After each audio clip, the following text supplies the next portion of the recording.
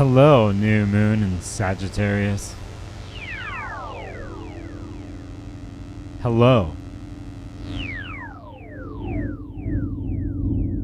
It's wide open and boundless out there in the universe, isn't it?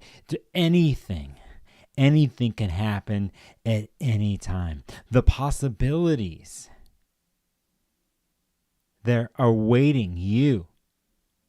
You can dream any dream, but pick one dream, one vision that aligns with the magical moral truth that you stand by. New moon in Sagittarius happens November 30th, 10:21 p.m. Pacific, December 1st. For many of you out there in the big, wide open, vast, amazing world that you live in, wherever you are, staring at the clouds, dreaming, enthusiastic, based on a jovial, optimistic vision. Even in these times, even what seems to be the weirdest of times, you can dream any old dream.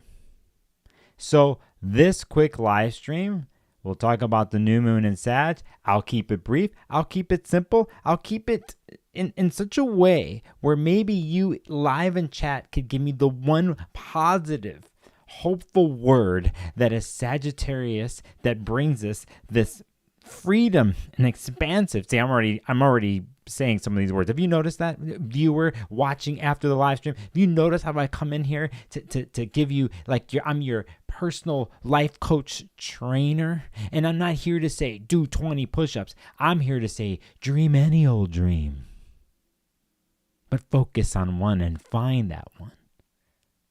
And on this new moon, at least for that day,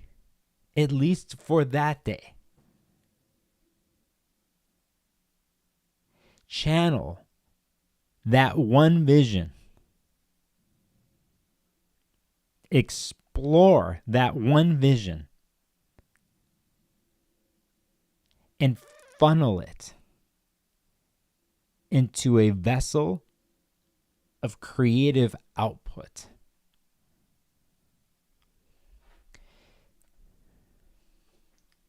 Here is the new moon in Sag at 9 degrees mutable Sagittarius fire sign.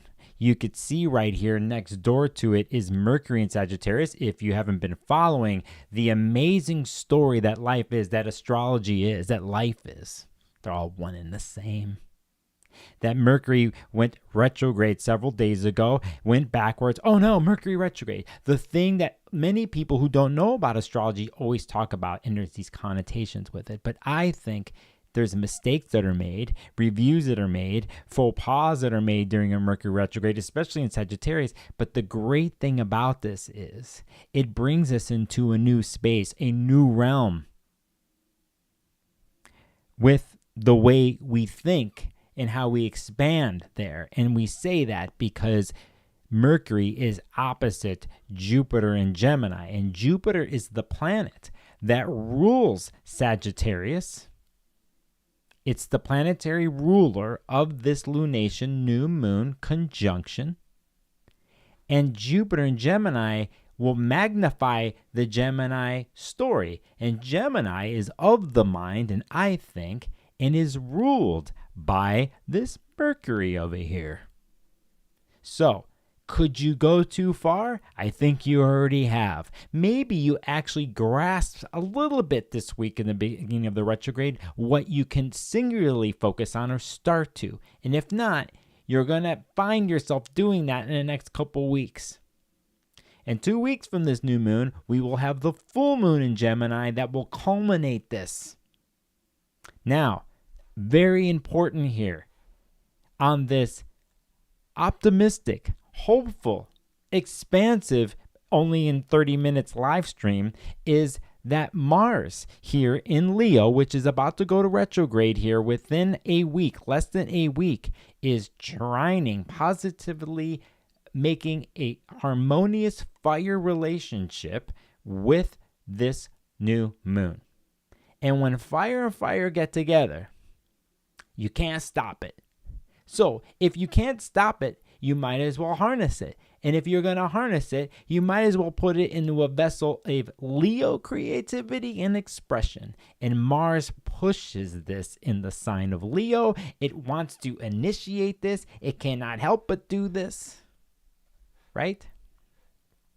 There is a strong, forceful, innate, instinctual something with Mars in Leo of having to express oneself in the world or one story or one anything that touches at the heart. Ruled by the sun, Leo is the heart of creativity, everything that we are, that things that defines our identity, the life force, the fire that we go to rejuvenate ourselves, to be inspired.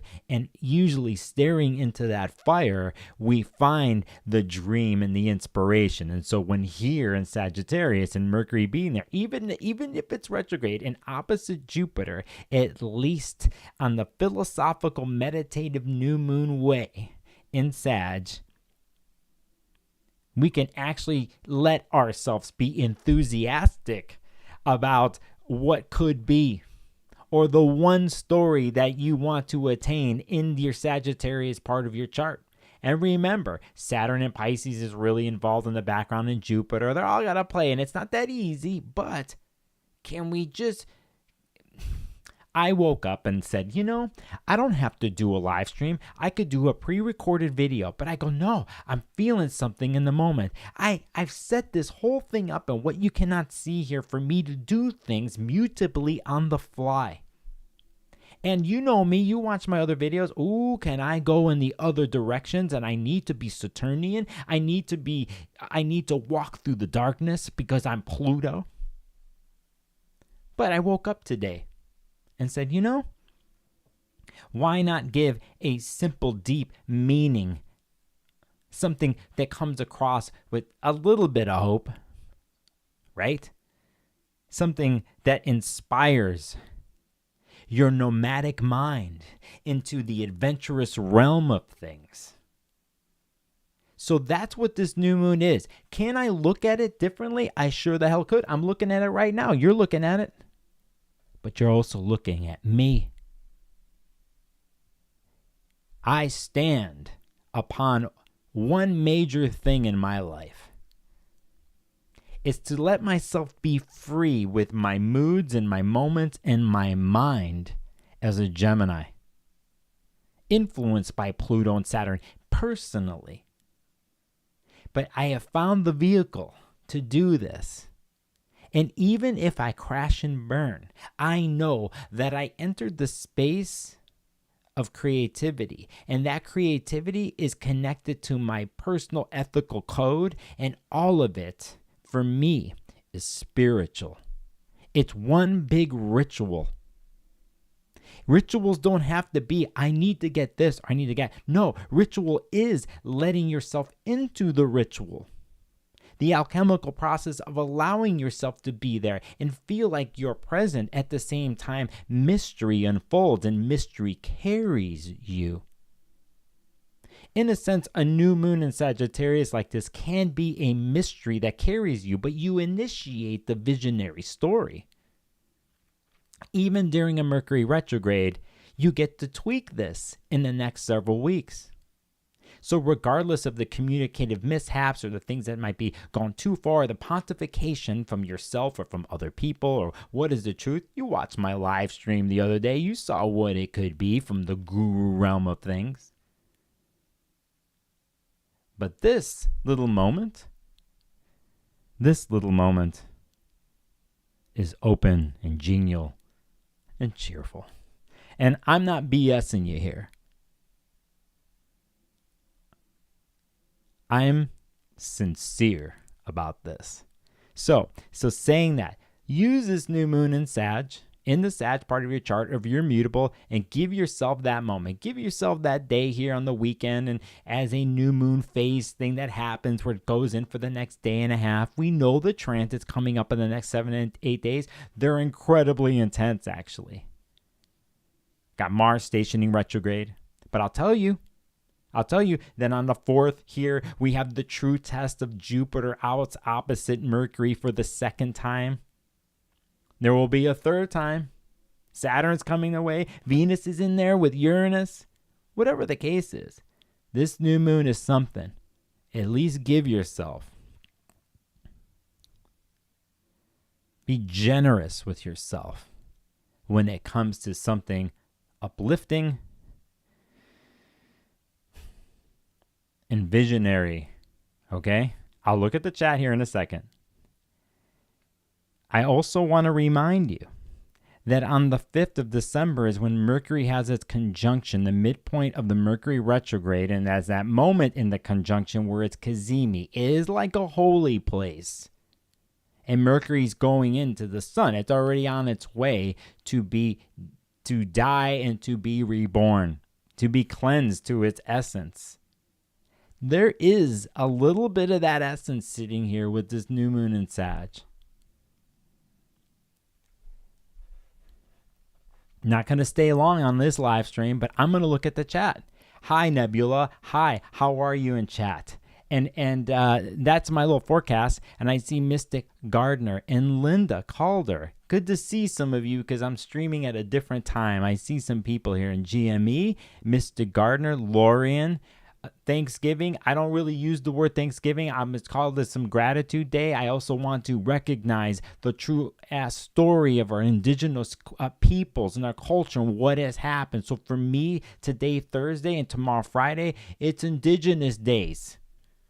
And I'm grateful for what they have shown us in myth and archetypes and been willing to share with all of us. So I'm acknowledging that, but I understand sparkling Thanksgiving. I'm all about it too. Happy. So I see C7, 7 possibilities. Good. Ascend is another word I see in chat. Ascend in presence. And I say people are ready. Dolly is here. Mutable angles. Pisces rising. Dolly's here. Good to see you, Dolly. Good to see you. My Pisces rising people, and if they got other water in their chart, talk about some people to be around during the holidays.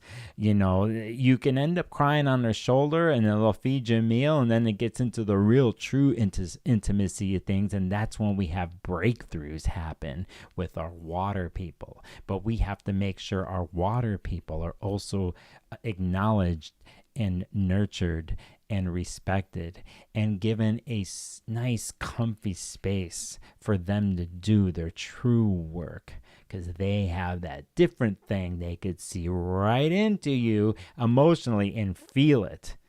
So saying that, I'm in a mood, good mood. I'm going to throw that out here through the screen and a little bit of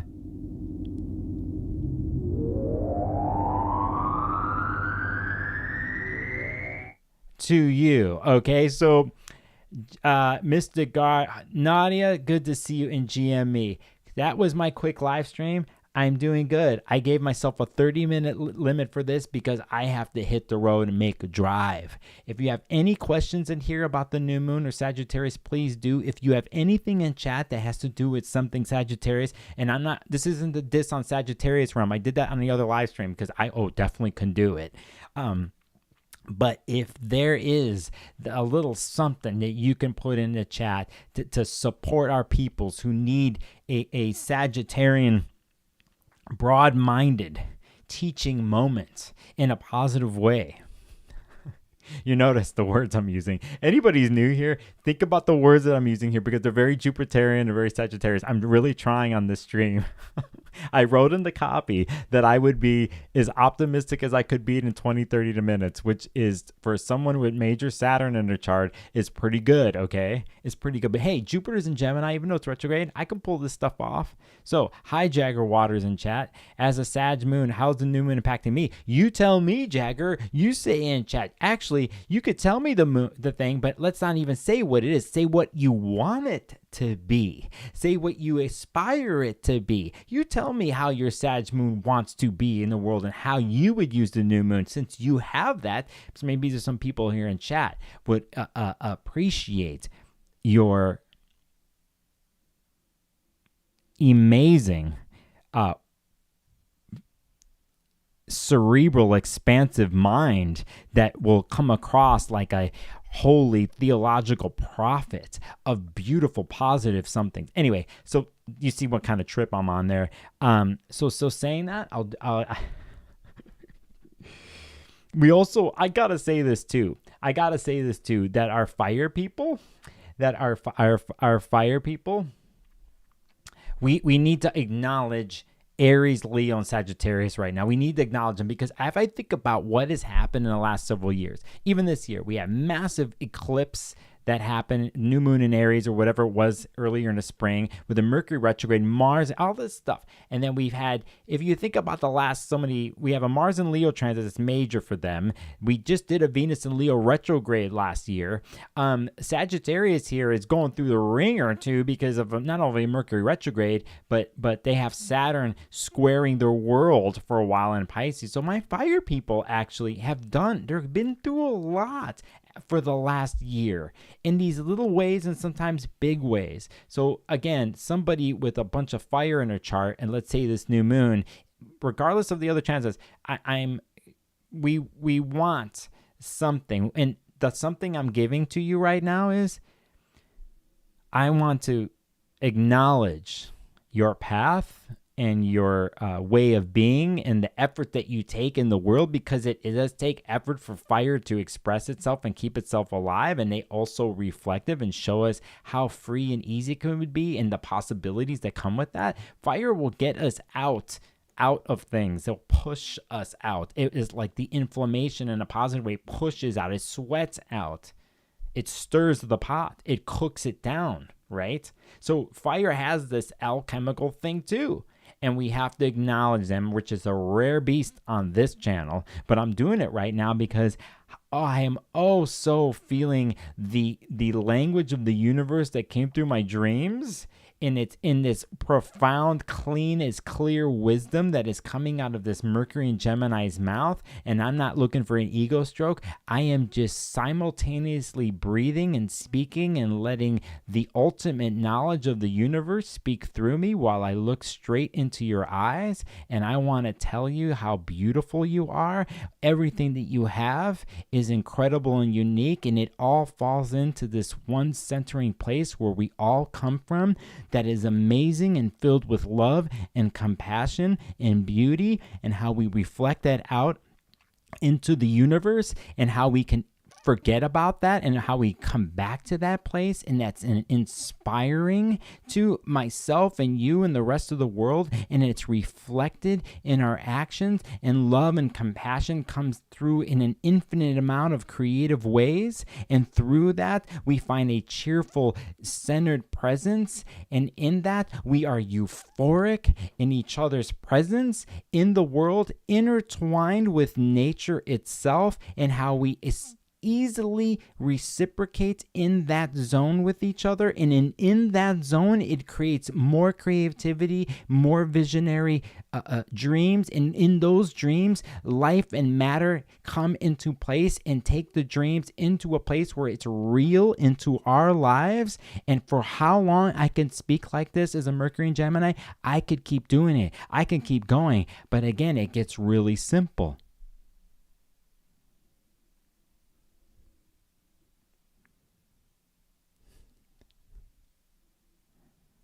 Sometimes the dream and the inspiration and the good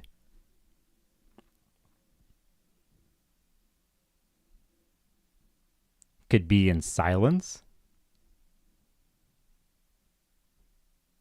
or with a smile.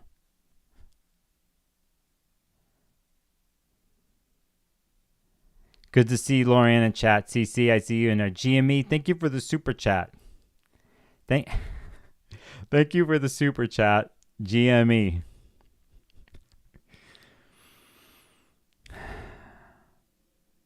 The scope of it all the natural tendencies we have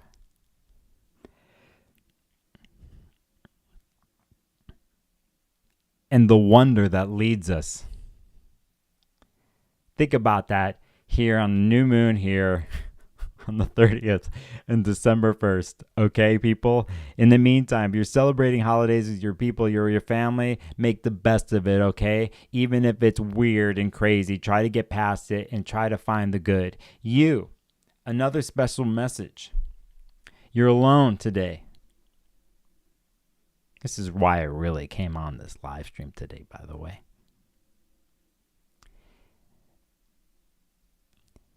If you're alone today, or it's weird today, it always has been weird these holidays, you've probably learned to make it into something else.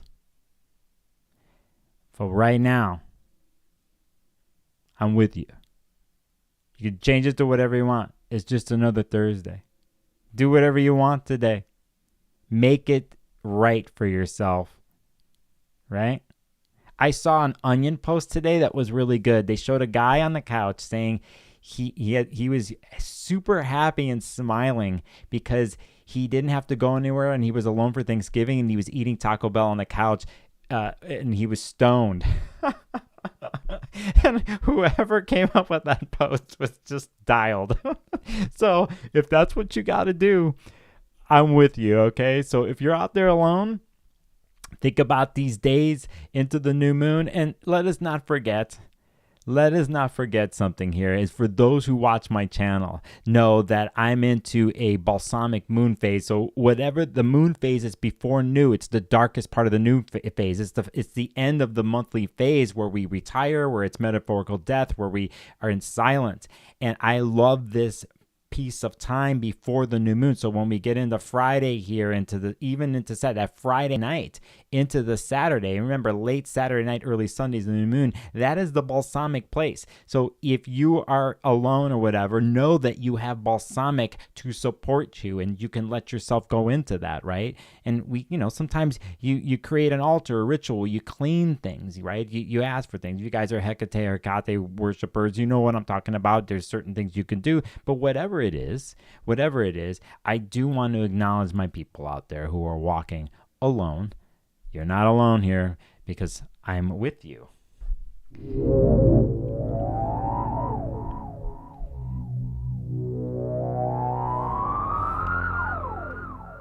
So saying that, I thank you for jumping in on the quick live stream on this holiday.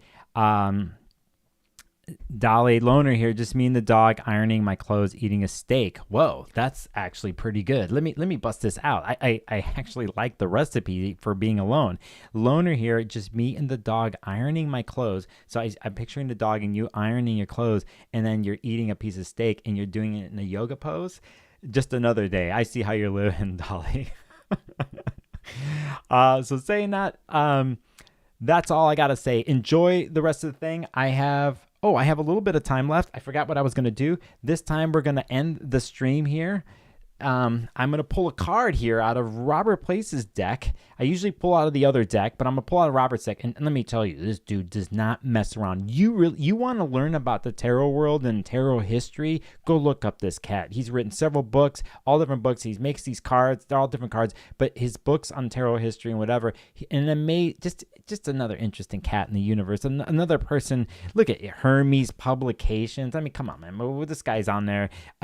He wrote before Aleister Crowley, before Arthur Waite, Pamela Coleman Smith, before the Golden Dawn. Levi, the first author to describe an occult version of the tarot, was Louis Raphael Lucre de Foyer, writing in 1781 in the 8th volume of Antoine Courtgerin's Encyclopedia de Monde Primitif. And so he went back. And so this deck is based on it. I just got the book that comes along with it. Shout out to that cat. I'd love to meet this guy. Beautiful cards. We're going to pull a card before I leave. And CC99 says, this makes me laugh. I just saw the guy in the football leapfrog over another table while he's standing. You're watching games. Cool. Robert Place I'll put up the link in a second if I can remember, okay? So let's pick some cards. I just want you to see what they look like. They're dope ass. There's the King of Cups.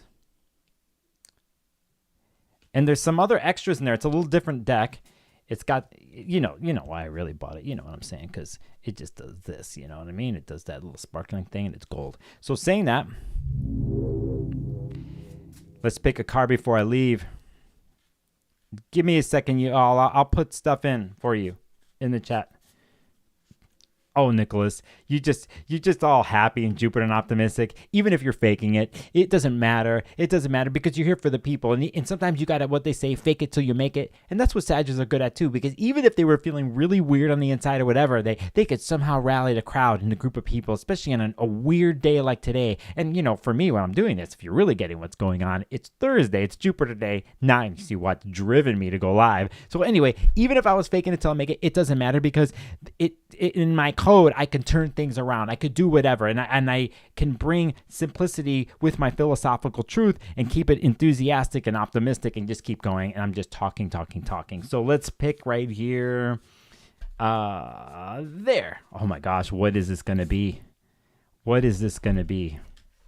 Oh, okay, cool. So the King of Batons. You can guess what a baton is. It's a wand. It's a wand. Look at it. He's kind of sticking right there. Look at, you can see the element there on top. But look at the pyramid there. He's thinking, what's the King of Batons thinking, man? He's got some vision thing. He's got something he's got to do here, right? So so let me. You can tell I haven't even opened this shit up yet. There's the book.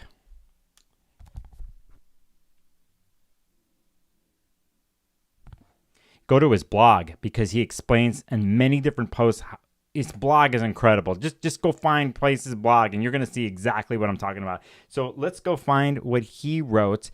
And based on this person from years ago, oh my gosh, this is going to be weird to look. Oh, I think I could find this. How does it go? It goes cups. It goes cups into swords. And then, well, he's got into wands. Okay, so I'm going to keep it simple here. Batons. And, okay, here it goes.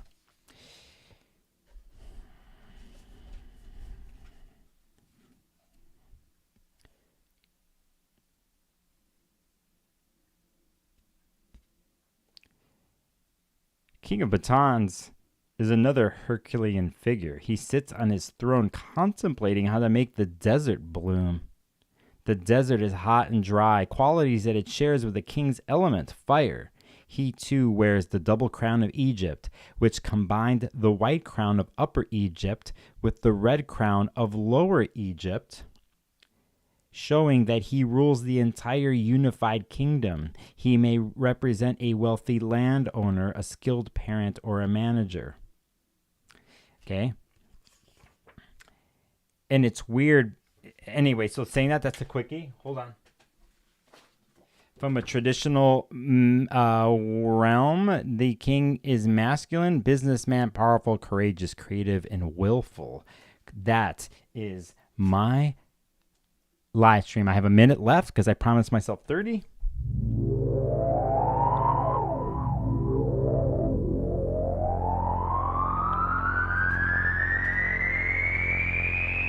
Ride that dream, people. Use the new moon and elevate yourself. At least give you that. Give yourself that, okay? That happens on this weekend. Thanks, everybody, for joining me on the quick live stream. I have 30 seconds left, and we'll just do it this way.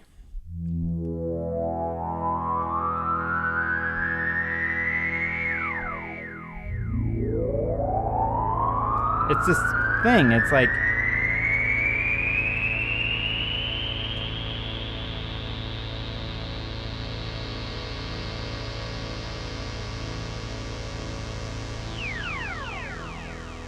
That's what I wanted. And here it is. I'm going to get the other one too.